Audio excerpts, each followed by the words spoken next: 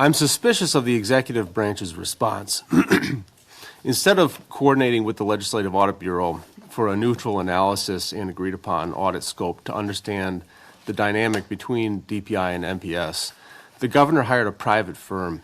He will undoubtedly play an active role during his audit process that focuses entirely on MPS and avoids any scrutiny on the DPI he led for 10 years prior to his gubernatorial election. The audit proposed today will authorize a nonpartisan analysis of how DPI handles statutory noncompliance among the school districts. Clearly, DPI decided not to treat the infection it knew about at MPS and let it fester until it was too late.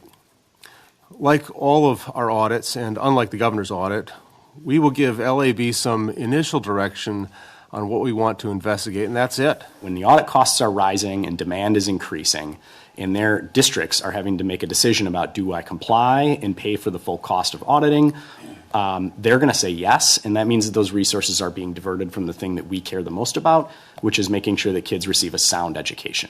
That's a real challenge that's happening right now in school districts everywhere in the state.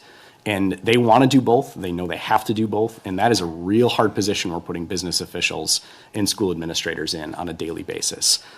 So I want to remind you of that as we consider what are we doing with these timelines? How are we dealing with these processes?